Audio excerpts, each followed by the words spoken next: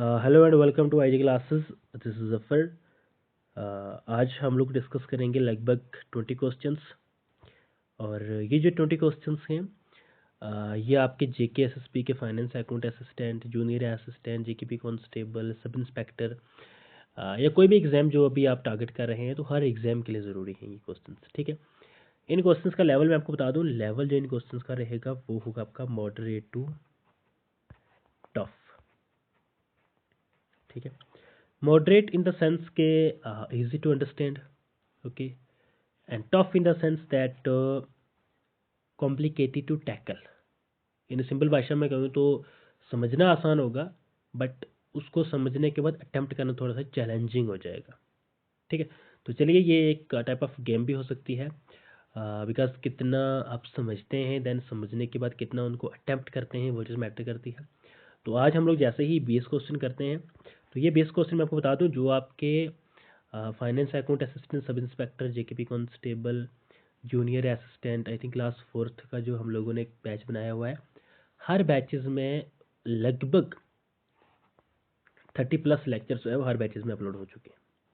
ठीक है। और सब इंस्पेक्टर में तो 42 के प्लस लगभग लेक्चर्स जो है वो अपलोड हो चुके हैं इंग्लिश के। आई होप आप सब ने इन लेक्चर्स को अच्छे से डिटेल में सुना होगा, और जो साथ में ई बुक अवेलेबल है और साथ में जो आपको डेली की पीडीएफ्स मिलती हैं साथ में, आपने उन सबको पढ़ा होगा, और उन सबको पढ़ने के बाद ही आप इन क्वेश्चन को अटेम्प्ट कर सकते हैं। ठीक है। चलिए, तो फर्स्ट ऑफ ऑल हम पिक करते हैं क्वेश्चंस एरर डिटेक्शन के। एरर डिटेक्शन का सबसे पहला क्वेश्चन है, और सबसे पहला क्वेश्चन के साथ साथ मैं आपको कुछ एक रूल्स भी बताऊंगा आज। ठीक है। देखते हैं कि उन रूल्स के साथ आप कितना समझ पाते हैं चीज़ों को। तो पहला क्वेश्चन है हमारे पास। आई होप आप इसको मेरे डिस्कस करने से पहले ही आंसर दे पा रहे होंगे। I don't need no further explanation regarding the issue. देखो यार, एक चीज़ मैं आपको बताता चलूँ that whenever you see error, okay, and आपको एरर से पिक तो करना है क्वेश्चन, वहाँ पे most probably I would say with my own experience के 90% एरर जो है वो किस में होते हैं, आपके या तो वर्ब्स में या आपके हेल्पिंग वर्ब्स में। ठीक है। बहुत कम चांसेस हैं कि नोन में एरर हो, सब्जेक्ट में एरर हो, यानी कि किसी ऑब्जेक्ट में एरर हो, बहुत कम चांसेस होते हैं। बट 90% एरर जो हम लोगों को देखने को मिलते हैं वो या तो हेल्पिंग वर्ब में या मेन वर्ब में होते हैं। ठीक है। चलिए, अब अगर आप यहाँ पे अगर आप वर्ब ढूंढना शुरू कर लोगे, ठीक है, वर्ब के साथ साथ मैंने क्या लिखा, हेल्पिंग वर्ब, इसके साथ एक और टर्म आती है दैट इज मॉडल्स। देखते हैं उसमें भी है या नहीं। देखो यार, I don't need no further explanation. Grammar का ये रूल है भाई साहब कि आप एक सेंटेंस में 2 बार नेगेटिविटी या 2 बार नेगेटिव सेंस नहीं ऐड कर सकते हो। ओके। देखो यार, मैंने बोला I do not have a car. Okay, ये इजी टू डू है, इजी टू अंडरस्टैंड है, इजी टू टैकल है। जब मैं ऐसे लिखूंगा I do not have no car, देखो यार, कहीं ना कहीं मेरा सेंस तो बनता है कि मैं कह रहा हूँ मेरे पास गाड़ी नहीं है, मेरे पास कार नहीं है। लेकिन डू नॉट और नो 2 बार क्यों? तो इस कंडीशन में ये जो सेंटेंस है आपका, ये गलत हो जाएगा। ओके, ये गलत हो जाएगा, और ये वाला सेंटेंस आपके लिए एक्सेप्टेबल हो जाएगा। यहाँ पे भी वही एरर होगा। आई डू नॉट नीड तो ठीक है, लेकिन नो कहाँ से आ गया? तो इस कंडीशन में एरर जो है वो आपका ऑप्शन नंबर ए में ही होगा। ओके। चलिए जी, सेकंड इज, अगर आप इसको पढ़ोगे तो इसको मैं आपको बताता चलूँ दैट आई थिंक उसमें भी अपलोडेड होंगी या नहीं, या शायद मैंने पीडीएफ ने अपलोड करी है। आई थिंक बुक में जो पीडीएफ ई बुक में शायद अवेलेबल ना हो, बट अलग से टॉपिक वाइज जो बुक है वो अवेलेबल है। The name of that topic is fixed preposition. Okay, fix preposition वाले टॉपिक से ये क्वेश्चन मैंने पिक करा है। Question is, he insisted to go there alone. अब वो लोग, वो बच्चे जिनको लगता है कि हम एक लॉजिक से, या हम समझने से, या हम तुक्का लगा के, या there is another term for this कि सर लगता है तो ठीक होगा, इट मीन्स ठीक होगा, वो वाले यहाँ पे फेल हो जाते हैं, वो वाले यहाँ पे मार खा जाते हैं। Reason is he insisted to नहीं होता भाई साहब, तो क्या होता है, ही इंसिस्टेड ऑन होता है, तो आगे ऑन के बाद गो भी नहीं होता, ऑन गोइंग होता है। ओके क्या होता है यहाँ पे, ही इंसिस्टेड टू गो नहीं होता बल्कि ऑन गोइंग होता है। आई होप आप समझ पा रहे होंगे मैं क्या बोल रहा हूँ, क्योंकि यहाँ पे क्या होता है, जो इंसिस्ट वर्ड होता है ना, इसके बाद हमेशा वर्ब की फोर्थ फॉर्म लगती है। फोर्थ फॉर्म बोले तो वर्ब की फर्स्ट फॉर्म प्लस आईएनजी। ठीक है, ओके जी। उसके बाद अब हमारे पास क्लोज टेस्ट है। क्लोज टेस्ट या आप क्लॉजेस के जो क्वेश्चंस होते हैं उन्हें भी आप ये नाम दे सकते हैं कुछ समय तक। इसमें क्या होगा, that blank he was tight, he continued working. जब भी आपको ऐसा कोई क्वेश्चन हो जिसमें क्या हो, दैट एक किस्म का ना व्हाट वुड यू से इट, कॉन्ट्रास्ट हो। Okay, contrast in the sense यार ये काम नहीं हुआ तो इस वजह से मैंने ये काम कर दी। अब जो ये काम नहीं हुआ ये अपने आप में डिपेंडेंट हो गया और ये वाले अपने आप में इंडिपेंडेंट हो गए। बोलेंगे सर क्या, what are you trying to say, नहीं समझ आ रही, मैं आपको बताता हूँ। देखो यार, हर सेंटेंस में ना there is a need of structure, and structure is subject होना चाहिए, वर्ब होना चाहिए, and there must be a an object at the end of the sentence. कम से कम सेंटेंस के मामले में ये तीनों चीजें तो होनी चाहिए। ओके क्लियर है। क्या यहाँ पे देखो सब्जेक्ट है, वर्ब है, और वर्किंग एज ए जेरेंट काम कर रहा है, यानी एज एन ऑब्जेक्ट काम कर रहा है, समझो ये सेंटेंस कंप्लीट है। बट ही वाज टायर्ड के आगे एक ऐसा कॉमन लग गया जो एक कह रहा है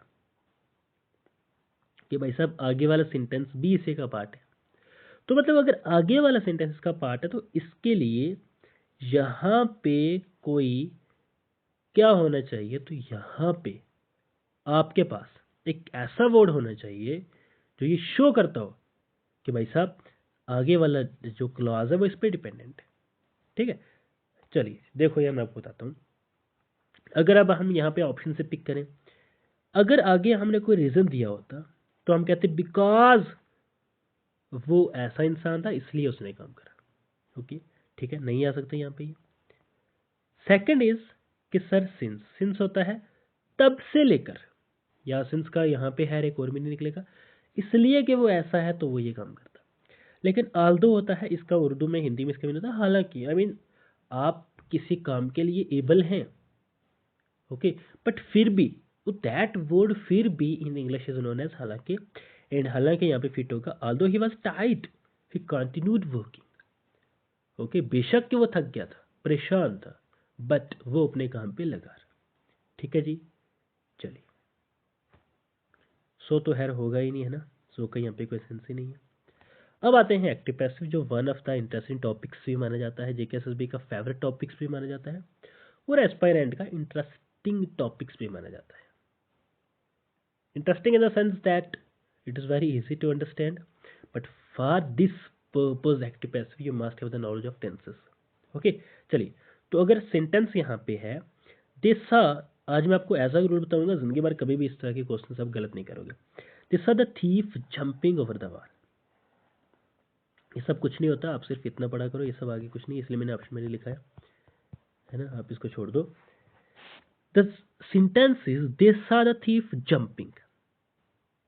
अब यहाँ पे सब्जेक्ट कौन होगा, दे, वर्ब कौन होगा, सा, ऑब्जेक्ट कौन होगा, आपका थीफ। ओके एक बार लिख लेते हैं हम लोग, ऐसा एक रूल करते हैं जिससे आप इजीली इसको हर एग्जाम में हैंडल कर सको। This is object, sorry not this but this one is verb, this is the subject. अगर अब हम इसको थोड़ा सा ना चेंज करें, ऑब्जेक्ट आ जाएगा पहले, वर्ब रहेगा सेंटर में, सब्जेक्ट चला जाएगा लास्ट में। ठीक है, अब लास्ट में आप बोलोगे क्योंकि each and every option here is not having by, यानी सब्जेक्ट का मैंने यहाँ पे किस्सा ही नहीं करा, तो एक किस्म का ये चैलेंजिंग बन गया थोड़ा सा, लेकिन आप लोग इसको हैंडल कर लोगे। मुझे एक चीज़ बताओ, जब हम लिखते हैं इंडेफिनिट, प्रेजेंट डेफिनिट, उसके बाद हम कौन सा टेंस लिखते हैं? Obviously many of you would say sir continuous लिखते हैं। अब इंडेफिनिट में होता है सब्जेक्ट होगा, वर्ब होगा और ऑब्जेक्ट होगा। I think verbs first form होता है प्रेजेंट में और सेकंड फॉर्म होता है पास्ट। बट यहाँ पे ना there is not a single helping verb. अगर सिंगल हेल्पिंग वर्ब नहीं होता तो हम क्या करते हैं, इसके साथ वाले टेंस से हम एक आध हेल्पिंग वर्ब पिक करते हैं। दे saw the thief, इतना ही समझ लो आप। ओके, उन्होंने थीफ को देखा। अब यहाँ पे हेल्पिंग वर्ब कोई नहीं है तो हम क्या करेंगे, आईएनजी वाला यानी कंटिन्यूस वाले के पहले जो हेल्पिंग वर्ब है उनको पिक करेंगे। क्योंकि ये पास्ट इंडेफिनिट है तो पास्ट कंटिन्यूस वाले उठाएंगे। अब पास्ट कंटिन्यूस वालों में यहाँ पे ये तो नहीं होगा, ये प्रेजेंट कंटिन्यूस का बाहर निकाल दो। हमारे पास बच गया ऑप्शन 2। एक अगर इसमें भी वाज है और इसमें भी वाज है, इसका मतलब हमारे पास ऑप्शन बच के 4 में से सिर्फ 2 जिनका हमें आंसर देना है कि कौन सा ठीक होगा। अब इससे आगे आप लॉजिक कैसे जा सकते हो, यहाँ पे टू जंप है जो कि आंसर हो ही नहीं सकता, जंपिंग वाला ही हो सकता है। मैंने आपको एक चीज़ बताता हूँ, एक्टिव पैसिव में सिर्फ अगर इंडेफिनिट सेंटेंस है आराम से उठा के उसका कॉन्टिन्यूस वाले की हेल्पिंग वर्ब पिक कर लो। अगर परफेक्ट है उसके आप परफेक्ट कंटिन्यूस वाले पिक कर लो। ठीक है, ये चीज़ आप वहाँ से पिक कर सकते हो। चलिए जी, तो इसके लिए इस कंडीशन में हमारे पास ऑप्शन नंबर बी जो है वो यहाँ का राइट ऑप्शन हो जाएगा। ठीक है, कोई परेशानी नहीं। आई होप चीज़ें यहाँ पे क्लियर हुई होंगी। अब क्वेश्चन नंबर 5 आ गया हमारे पास कि नरेशन, नरेशन भी प्रेजेंट परफेक्ट कंटिन्यूस के टेंस के हिसाब से मैनेज करा गया है। ठीक है जी, अब ऐसा नरेशन का एक रूल होता है, मैंने ना आई थिंक वहाँ पे इमेज बना के बताया था। जब हम किसी, let's suppose this is Raju, when Raju is talking to Mohan, okay, तो अभी तो मोहन से बात कर रहा है यानी भी प्रेजेंट की बात है। मोहन जाके ये बात किसी, let's suppose third person is Ravi, या रवि को रहने दो, third person is let's suppose Sohan रहने देते हैं। ओके, सोहन को जब भी बताएगा क्या वो प्रेजेंट रहेगा? आंसर इज नो सर, वो बन जाएगा आपका पास्ट। तो यहाँ से एक नया रूल सीख लो, अगर यहाँ पे प्रेजेंट है तो आंसर में पास्ट होगा। पास्ट भी किसका? इसी का जिसका ये रूल बना, यानी ये ऑप्शन ठीक होगा। और ये भी गलत, ये भी गलत, ये भी गलत। ओके, यहाँ से बस इतना ही आंसर बहुत है। अगर आप इतना भी करोगे तो क्लैरिटी हो जाएगी और answer for sure will be done.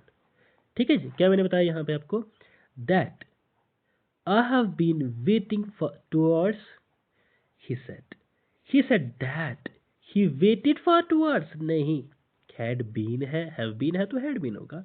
he had been waiting for 2 hours। has been तो भाई साहब प्रेजेंट है, ये कभी नहीं आ सकता है। he was waiting भी कभी नहीं आ सकता। ओके, चलिए अब मॉडल का लाते हैं। थोड़ा सा लेवल थोड़ा टफ होने लग गया था, थोड़ा सा इसे सब पिक करते हैं। You blank have informed me earlier. Okay, when I'm saying that informed, it means that I'm talking about which tense? That's past one। अगर past one की मैं बात कर रहा हूँ तो जो भी यहाँ पे प्रेजेंट में होगा उसको हटा देंगे। अब प्रॉब्लम इज कि most of this, I mean all of this और इन पास्ट सेंस, तो किसी को हटा नहीं सकते। इसलिए हम देखेंगे यहाँ पे कि सर एम्बिग्यूटी किस में है। ओके, और कौन सा इजी टू गेट है, कौन सा इजी टू डू है। देखो यार, पहले मुझे पता है कि यार शुड वाला इजी टू डू है, समझ सकते हो, और कुड वाला easy to. Let's suppose must आपको नहीं आता है, आउट भी नहीं आता। शुड मीन होता है किसी को कोई चीज सजेस्ट करना। ठीक है, कुड होता है कोई आपके लिए कोई आप पॉसिबल काम, ठीक है, कोई ऐसा पॉसिबल काम जो मुझे लगता हो कि आपको ये काम करना चाहिए था बट आपने लेट्स सपोज नहीं करा। ठीक है जी, ओके। अब हम देखते हैं मस्ट। मैं आपको बता दूं कि मस्ट का यूज होता है वहां पे, ठीक है, जहां पे मुझे ना एक लॉजिकल कंक्लूजन देना था, एक स्ट्रॉन्ग अजम्पशन देनी थी। यहाँ पे मैं कोई भी रिग्रेट नहीं करूंगा। बोलेंगे sir what is the meaning of regret here? तो एक बार मैंने ऐसे कहा कि यार कितना गलत हो गया, आपको ना पहले से ही हमें इन्फॉर्म कर देना चाहिए था, कर देना ज़रूरी था। तो मैंने आपको कभी नहीं बोला कर देना ज़रूरी, मैंने आपको कहा कर देना चाहिए था। तो कर देना चाहिए में होता ही शुड है। ओके, इट मीन्स आंसर तो भाई सब शुड है, ठीक है। लेकिन मस्ट का समझते हैं, मस्ट का क्या होगा, मस्ट का वहां पे लगाएंगे जहां पे कोई चीज लॉजिकल होगी। ओके, शुड तो हो गया जहां पे कोई लाइक पहले कोई काम करना चाहिए था तो आपने नहीं कर, तो शुड आएगा। आउट टू आएगा जहां पे कोई काम किसी पे फर्ज हो, कोई ड्यूटी टू डू हो, ठीक है। चलिए जी, आफ्टर दैट कुड पास्ट में कोई काम हो सकता था, हो सकता था, ठीक है। कोई काम हो सकता था या नहीं हुआ तो वो होगा आपका कुड। इसका फ्यूचर में भी यूज होता है कुड का, ठीक है। चलिए अब आएगा आर्टिकल का। ये काफ़ी लोगों का फेवरेट टॉपिक है आर्टिकल, क्योंकि इजी टू अंडरस्टैंड यार, बहुत नॉर्मल सी बात है। क्योंकि मैंने अपने कोर्स में finance second stand education stand में एक सिंपल तरीके से इसको विस्तार से और ट्रिक के साथ इसको समझाया हुआ है। अदरवाइज मैं ट्रिक बताता नहीं हूँ, but it is very easy to know the trick of article, क्योंकि आर्टिकल की एक ही ट्रिक है भाई साहब, बस सोन ट्रिक हो आप इसकी, ठीक है। अब देखो यार, ये वर्ड कौन है, यूरोपियन। यूरोपियन के साउंड कौन सी आ रही है, अब बोले सर आप कह रहे हो या के साउंड आ रही है। अगर या की आ रही तो एन कभी नहीं होगा। बच के हमारे पास ऑप्शन कौन से, या तो ए, या द, या an. No article, sorry, no article वहां पे लगता है जहां हम चीज़ों को काउंट ही नहीं कर सकते। तो यूरोपन तो कोई भी हो सकता है। मान के चलो आपके सामने यूरोपन बंदा खड़ा होगा कोई, तब गिन सकते भाई साहब, एक आदमी है, दो आदमी है, 10 आदमी है, we have 20 man, we have more than 20 man, okay, सबको गिन सकते हैं ना हम लोग। बट हम लोग नो आर्टिकल यहाँ पे लगाएंगे तो it means we have option a और ऑप्शन द। अब द लगेगा अगर स्पेशल होता, स्पेशल है नहीं, एक आम सा यूरोपन है तो ये लगेगा, ओके। इस कंडीशन में यहाँ पे ए आ जाएगा। Is it clear? I hope I am trying to help you to solve this question. So and I am on question 7 और 7 क्वेश्चन के साथ आपके ठीक हो गए होंगे, I am pretty much sure. Okay, चलिए अब कुछ देख लेते हैं। हाँ, प्रीपोजिशन का एक क्वेश्चन देख लेते हैं। शी इज, ये मैंने जेकेपी कॉन्स्टेबल 2024 वाले में भी आई थिंक आपकी प्लेलिस्ट में इसमें ऐड करा था, है ना। She is married black a doctor. First of all with, okay, with होता है किसी इंस्ट्रूमेंट के साथ, like I am writing with a pen, pen के साथ लिख रहा हूँ, तो इंस्ट्रूमेंट तो नहीं है भाई साहब, डॉक्टर है, ओके। भाई साहब डॉक्टर है तो यहाँ पे फिर इंस्ट्रूमेंट तो नहीं है। सेकेंड इज, क्या होता है दैट टू, टू होता है क्या, जब भी यार मैरिड हो, ओके, मैरिड के आगे टू, फिक्स फिक्स प्रीपोजिशन है मैरिड के आगे टू। बट इसकी एक कंडीशन है, दैट कंडीशन इज के सामने ना बंदे का प्रोफेशन होना चाहिए। प्रोफेशन होगा तो मैरिड टू होगा, अदरवाइज फिर देखेंगे कि मैरिड क्या है, ओके। अगर होगा in the court, sorry court the court होगा तो फिर मैरिड ही नहीं आएगा, बात ही खत्म, ओके। खैर वो एक अलग टॉपिक है। बट यहाँ पे क्या है दैट अगर सामने किसी का प्रोफेशन है तो मैरिड टू होगा, फिक्स प्रीपोजिशन। अच्छा, इसके अलावा बाई का यूज होता है किसी की हेल्प से, फॉर का यूज होता है किसी पर्पज के लिए, यानी आप किसी काम के लिए अगर कोई किसी को कुछ कह रहे हो, ठीक है जी। अब क्लास को आइडेंटिफाई, ये ऐसे क्वेश्चन से मैं आपको बताता चलूँ दैट क्लास आइडेंटिफिकेशन, जिसमें बहुत लोगों को नेक्स्ट लेवल की कन्फ्यूजन होती है। I am not sure whether he will accept the offer or not. अब बताओ, whether he will accept the offer or not, ये कौन सा क्लास है, एडजेक्टिव, एडवर्ब, नाउन या प्रिंसिपल क्लास है, ओके।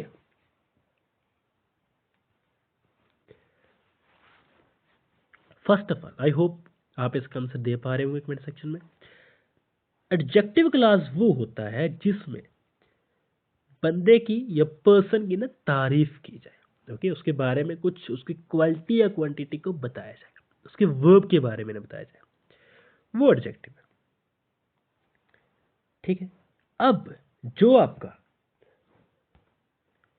जो आपका वेदर ही विल, मतलब हम उसके हम ना किसी परनोन या किसी नोन या हम लोग किसी सब्जेक्ट के बारे में बात कर रहे हैं, तो इस कंडीशन में जो भी आपका क्लास होगा वो आपका नॉन क्लास होगा, चाहे कुछ भी हो जाए, ओके। ये था इसका डायरेक्ट आंसर।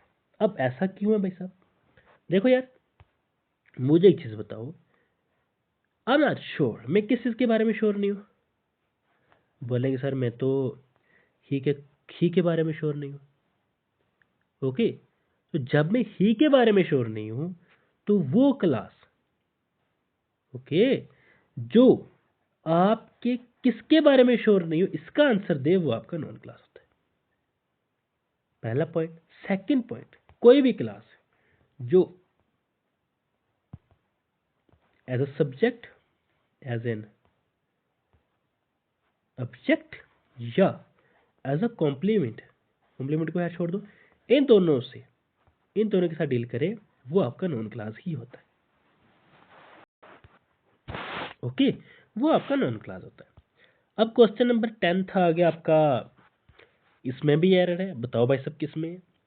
अब इसमें एरर वाले मामले में आपको बता दूं, इसमें एरर आपका, मैंने कहा था ना कि 90% एरर किस में होते हैं, या वर्ब में या मेन वर्ब में। यहाँ पे थोड़ी सी कहानी अलग है।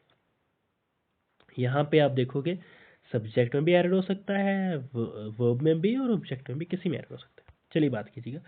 माई clicks, I hope, have lacked the conscience needed to be morally correct on this grave issue.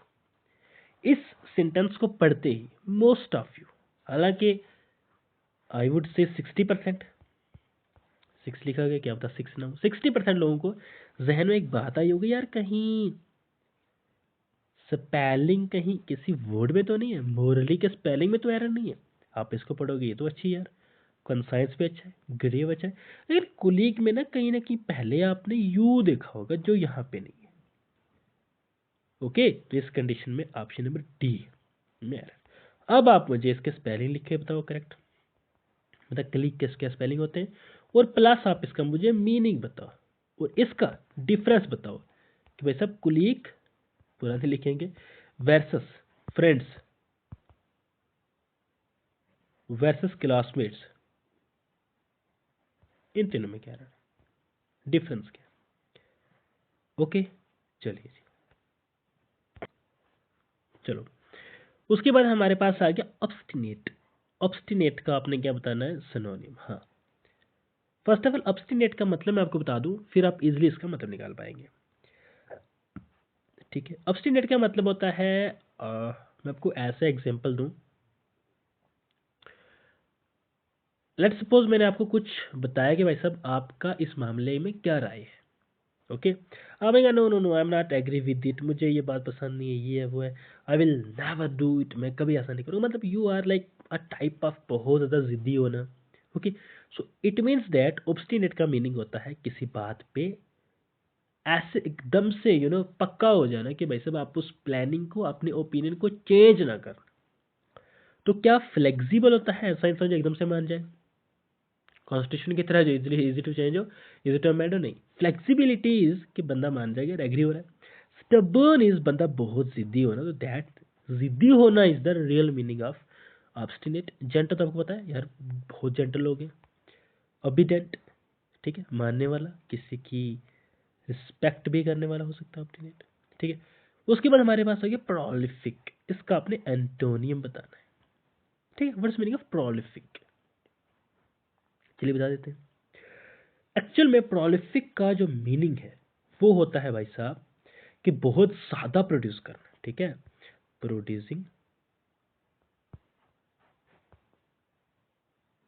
Much, ज्यादा चीजें प्रोड्यूस करना, प्रोड्यूसिंग मच, ज्यादा प्रोड्यूस करना। अब इसका एंटोनियम क्या हो गया, ज्यादा प्रोड्यूस करने वाला, कुछ प्रिपेयर करने वाला, ये बहुत कम, तो एंटोनियम तो बहुत इसका कम होगा। ठीक है, स्कॉर्स होता है बहुत कम चीजें। ठीक है, ये स्टैटिक होते हैं यार, इनको देखने के उतना मसला नहीं होता। अब आगे idem, what is the meaning of idem phrase, क्या होते हैं idem phrase. Okay, idiom phrase होते हैं यार मुहावरे, ठीक है, जिनका ऐसा मीनिंग निकले जो इनका असली मीनिंग ना हो। अब यार to throw cold water, cold water वाला है ऑप्शन, मैंने ऐसा को पिक करा नहीं, ऐसा डाला नहीं, वरना एग्जाम में अगर आपको कोई ऐसा ऑप्शन हो जहाँ पे हम वाटर की बात करें, जहाँ पे हम कोल्ड की बात करें, वो ऑप्शन कभी भी ठीक नहीं होंगे, जो इसका डिट्टो मीनिंग होगा, एकदम सेम मीनिंग वाला कभी ऑप्शन ठीक नहीं हो सकता। ठीक है, उस कंडीशन में हम देखेंगे to throw cold water on, किसी पे ना ठंडा पानी फेंकना। ओके, लेट्स सपोज आप प्लान कर रहे हो, आप जा रहे हो, आप वहाँ दौड़ के कहीं भाग रहे हो, let's suppose you are doing running and you are preparing for physical, you are doing anything, you are studying, और वहीं पे कोई आप पे ठंडा पानी फेंक दे, आपको कैसा लगेगा उस कंडीशन में? आप उस बात से इनकरेज होंगे, डिस्करेज होंगे, सरप्राइज हो जाएंगे या कंफ्यूज हो जाएंगे? देखो यार, कंफ्यूज होना तो उस टाइम पे होता नहीं बंदा confuse, okay.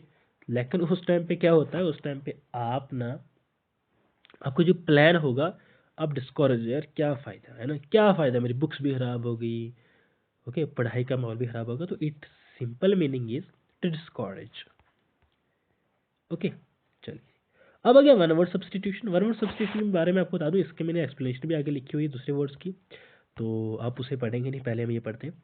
A person who believes in या tries to bring about state of lawlessness, okay. एक बंदा है, उसको कानून की अच्छी खासी नॉलेज है, बट ऐसा बंदा जो बिलीव करता हो या कुछ ऐसे आइडियाज लाता हो जो लॉलेसनेस के चीज को मानते हो, यानी कि जो कानून को लाइक सीरियस ना लेते हो, ऐसा भी कह सकते हैं।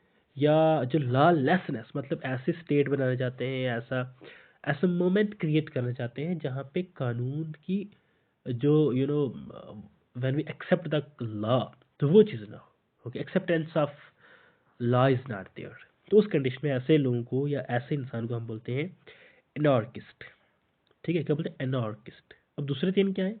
एक है एफिमेरल, डैलेज, गैसेट, ठीक है। इनकी एक्सप्लेनेशन लिखी हुई है, आप इसे पढ़ सकते हैं। एफिमेरल क्या हो गया यार? एफिमेरल हो गया कुछ बहुत कम समय तक आपके पास कोई चीज़ रहना, ठीक है, खत्म हो जाना जल्दी। डैलेज हो गया यार, एकदम से रेनफॉल होना शुरू हो जाता है। गैजेट आपको पता है, ऐसा कोई वर्ड जो यूज़ होता है उसे टाइटल में या किसी न्यूज़ में यूज़ किया जाए, उसको गैजेट बोलते हैं, ठीक है। अब ये इसको आप इसको थोड़ा सा पढ़ने की कोशिश मैं खुद करता हूँ, ठीक है। अब आप इसको रीडिंग कीजिएगा। ये ना आपका पैरा जंबल है, ठीक है, जंबल में है, आप इसे रीड कीजिएगा। तो olive tree grows slowly yet lives a long time, okay. It means that olive tree है जो कि स्लोली ग्रो करता है और एक लंबे समय तक रहता है, यानी ऑप्शन नंबर ए पहला हो सकता है। इस कंडीशन में तो यही ऑप्शन बी है, लेकिन हम इतना जल्दी रिस्क लेने वालों में से नहीं है। इसको इसलिए हम कहेंगे, इतना भी जेके भी इजी नहीं कर सकता कि आपको एक ही ऑप्शन दे और वही राइट हो, ठीक है, इसलिए हम इसको इतना सीरियसली मानेंगे। The normal life span of an olive tree, जब मैंने बोला एन ओलाइव ट्री से पहले आर्टिकल यूज हुआ, यानी यहाँ पे हम क्या कर रहे हैं, दैट ओलाइव आर्टिकल को, सॉरी, हम ना ओलाइव ट्री के बारे में पता कर लिया हमने इस 300 से 400 ईयर्स तक। बट ओलाइव ट्री, ठीक है, एज एंशंट है कि लगभग 3000 साल पहले ये डिस्कवर करेंगे कि 3000 साल पहले से एंशंट है, लेकिन इनका जो लाइफ स्पेन है वो लगभग 3 से 400 साल तक रहता है। पॉइंट है भाई साहब। Olive is a well known Mediterranean native evergreen tree, कि जिसके फ्रूट और ऑयल यूज करे जाते हैं क्यूजीन और कुकिंग में, ठीक है। अच्छा, okay okay, one point is there. पहले ना ये पॉइंट रख के देखते हैं, लेट्स सपोज हम ऑप्शन नंबर सी भी टिक करते हैं, डी भी रखते हैं, ठीक है। उसके बाद हम लिखते हैं बात किसके मामले में, किसी, अब एक पॉइंट यार यहाँ पे अगर आप देखोगे लाइफ स्पेन की बात की गई, ठीक है। और ये जो ऑप्शन, चलिए आप खुद ही डिसाइड करेंगे ना।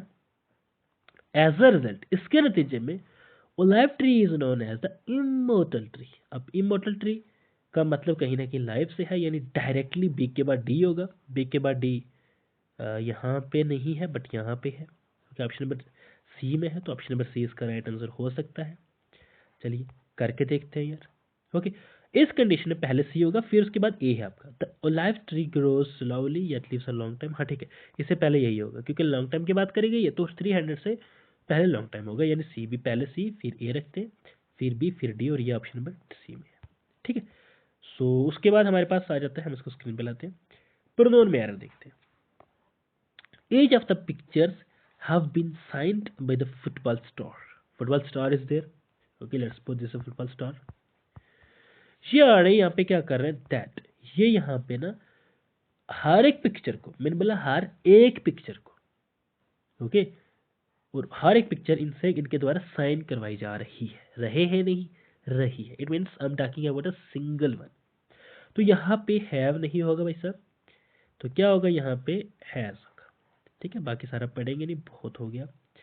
अब यहाँ पे एक फ्रेज है, इसको आप रिप्लेस करो, he is inferior than his brother. Okay, अब इसमें बताओ एरर कहाँ पे होगा। अब ये इसको दोबारा से समझने की डीप में जाने की जरूरत नहीं है, बिकॉज इन्फीरियर के बाद क्या लगेगा, इन्फीरियर एक ऐसा फिक्स प्रीपोजिशन है जिसके बाद हमारे पास टू लगता है। ये मैंने आपको आई थिंक एक किसी कोर्स में ना मैंने आपको ट्रिक बताई थी इसकी, दैट यहाँ पे ओ है, समझ लो ये ओ वाला ही होगा, ये देन वाला नहीं होगा। ठीक है, तो इन्फीरियर टू आता है, यानी ऑप्शन नंबर क्वेश्चन नंबर 17 का ए होगा, जो कि राइट आंसर है। ठीक है, अब टेंसेस है, ये कंडीशनल टेंसेस है। If he had worked hard, अगर उसने, पास्ट की बात यार, हैड है, subject plus had plus verb की थर्ड फॉर्म, याद से सुनना, ये एक फार्मूला होता है। अगर शुरू में इफ प्लस हैड लग गया तो इसके बाद होगा हमारे पास वुड। ठीक है, यानी ही डैश द पास्ट एग्जाम, तो वुड वाला होगा, वुड पास वाला, बाकी ये नहीं होगा और ये नहीं होगा। ठीक है, अब वुड के बाद हमारे पास यहाँ पे हैड है, तो हैड का प्रेजेंट क्या होता है, जो कि हैव होता है, तो इस कंडीशन में option number C is the right answer, यानी वुड हैव। ठीक है, would have past is the right answer. ठीक है जी, इसके ना एंड में आंसर दिए गए, आप उन्हें आंसर को जाके देख सकते हैं। अब हमारे पास आ गया स्पेलिंग, जो कि मोस्ट ऑफ द लोग ठीक करने वाले। रीजन इज, अब जैसे ही टाइप करेंगे, है ना, लेकिन आपने टाइप नहीं करना, you do one thing. Okay, एक चीज़ मेरे माइंड में आई है। अब ऑप्शन बताओ, ऑप्शन नंबर ए ठीक है, बी ठीक है, सी ठीक है, डी। जैसे ही आप लिखोगे तो एकदम से, जब मैं इसको टाइप कर रहा था, इसके नीचे ना वो ऐसे ऐसे रेड सा वो लाइन आ जाती है ना, विच शोज दैट एरर है ऑप्शन में। ठीक है, तो बताओ भाई साहब किस में एरर है और कौन ठीक है। इसमें जूम करता हूँ, ये लीजिए आपकी स्क्रीन पे है। ठीक है, देखो यार, प्रिविलेज, इसमें कभी भी डी नहीं होता। ओके, ए बी नहीं होता, ऑप्शन नंबर बी ही है। लेकिन मोस्ट ऑफ यू बहुत कंफ्यूज हुए होंगे क्योंकि ऑप्शन ऑलमोस्ट सेम थे, लेकिन एक बहुत ज़्यादा चैलेंजिंग था, लेकिन डी की वजह से ये ऑप्शन नंबर एकदम से अलग हो जाता है, ये भी अलग हो जाता है, और ए की वजह से ये अलग हो जाता है, और ऑप्शन नंबर बी ही है कस्म का ठीक हो जाता है। आज का लास्ट क्वेश्चन थोड़ा सा पैरेललिज्म पे है। पैरेललिज्म क्या चीज़ होती है, पैरेललिज्म पे क्वेश्चंस अलग से टॉपिक नहीं होता है, बट क्वेश्चंस आते हैं। ओके ना, सब्जेक्ट ऑफ एग्रीमेंट जेकेएसएसबी के किसी भी एजुकेटर ने सब्जेक्ट ऑफ एग्रीमेंट नहीं कराते होते। Reason behind, subject of agreement सीधी सीधा कोई टॉपिक नहीं है, बट इस पे क्वेश्चन आते ही है। ठीक है, आप इसको पढ़िएगा। She is good at singing, dancing and to teach. बताओ एरर कहाँ पे, सिंगिंग में है, डांसिंग में है, टू टीच में है, या नो एरर है। कभी कभी नो एरर पे भी जांच करो यार, सरकारी ऑप्शन होता है ये। ओके, चलिए, अब पैरेललिज्म ऐसा कह रहा है कि भाई साहब यहाँ पे आईएनजी है, यहाँ पे वर्ब के फर्स्ट फॉर्म आईएनजी है, यहाँ पे आईएनजी क्यों नहीं, इन्फिनिटिव क्यों है। इसको हटा दो यहाँ से, टू टीच को हटा दो। ठीक है, यहाँ पे आएगा एरर है भाई साहब टू टीच में। सिंगिंग है, डांसिंग है, टीचिंग लिख लेते कितना अच्छा होता। ओके, सो यार ये थे आज के 20 क्वेश्चन। आई होप आपने 20 के 20 अटेम्प्ट करे होंगे, ये इसके आंसर्स भी लिखे हों बीच में, सी ही है ना लास्ट वाला। हाँ, ठीक है, तो उसके अलावा मैं आपको बताता चलूँ that if you are new to our channel do subscribe us. और इसके अलावा अगर आप फाइनेंस अकाउंट असिस्टेंट का कंप्लीट कोर्स लेना चाहते हैं, ये जो इसकी जो लिंक है वो हम लोग कमेंट सेक्शन में ऐड कर देंगे, या आप सिंपली यार IG क्लासेस ऐप डाउनलोड कर दीजिएगा। अगर आप iOS यूज़र्स हो, आप माई एपिक्स ऐप डाउनलोड कीजिएगा, वहाँ पे ये ORG यानी ऑर्गेनाइजेशन कोड है, और आप यहाँ पे क्लिक करके इसकी PDF के टाइम पे आप इसको ओपन भी कर सकते हैं। सिंपल यार, IG क्लासेस की वेबसाइट पे जाना और वहाँ पे भी आप लॉगिन कर सकते हो। ठीक है, तो थैंक यू सो मच। अभी आप इसको चेक कर लेना, यहाँ पे मे भी कोई ऑफर हो तो आप उसको क्लिक करोगे तो ऑफर पे आपको ये डिस्काउंट मिल सकता है, नहीं तो आप मुझे बताना, I will try to solve it. उसके अलावा अगर आपको किसी भी किस्म की तो कोई परेशानी हो इंग्लिश को लेकर, आप इजीली हमें यहाँ पे कमेंट करें। ओके, अब मेरी यहाँ पे इंस्टाग्राम ID भी है, that is, let me right here, ENGLI English with Zafar. ठीक है, ये सिंपल एक कम्युनिकेबल, हाँ डिसीज तो नहीं है, बट ऐसी एक ID जिसमें हम लोग इजीली कम्युनिकेट करते हैं लोगों से, तो यहाँ पे आप डिस्कस कर सकते हैं आराम से, मैसेजेस कर सकते हैं। ठीक है, थैंक यू सो मच।